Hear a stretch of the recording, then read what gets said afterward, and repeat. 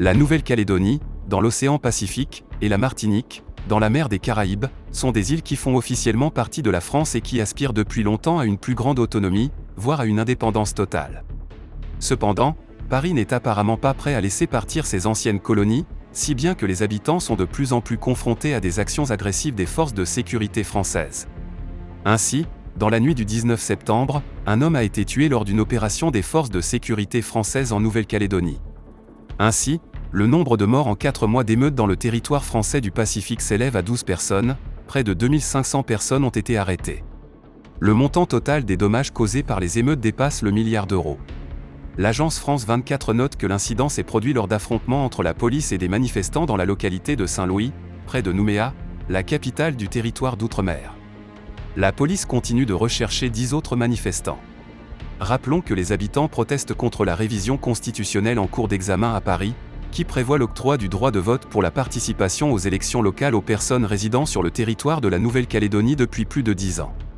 Les manifestations ont été organisées par les partisans de l'indépendance de l'île, la population autochtone du peuple kanak, qui craint de rester minoritaire si le droit de vote est accordé à une partie de la population européenne de l'île, qui s'y est installée au cours des 20 dernières années. Quant à l'île française de la Martinique, les manifestations de masse y sont dues au mécontentement de la population face à la cherté de la vie. D'ailleurs, selon les données de l'Institut national de la statistique, INSEE, pour 2022, les prix des produits alimentaires sont 40% plus élevés qu'en France. C'est pourquoi, dans la nuit du 18 septembre, de graves émeutes ont eu lieu dans les zones métropolitaines de Sainte-Thérèse et de Dillon.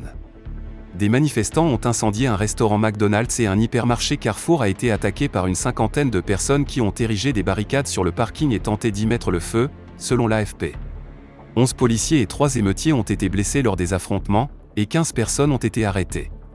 Au total, 12 voitures ont été incendiées pendant la nuit et 17 commerces ont été vandalisés ou cambriolés. Face à l'escalade de la violence, le préfet de l'île, Jean-Christophe Bouvier, a annoncé l'instauration d'un couvre-feu dans certains quartiers de la capitale, Fort-de-France, et dans la ville de Le Lamentin. Les restrictions dureront au moins jusqu'au 23 septembre, rapporte Le Figaro. Rappelons que dans la nuit du 3 septembre, des émeutes ont déjà éclaté dans le quartier de Sainte-Thérèse, et que dans la nuit du 14 septembre, des inconnus ont tiré sur le bâtiment du commissariat de Fort-de-France, heureusement sans faire de blessés.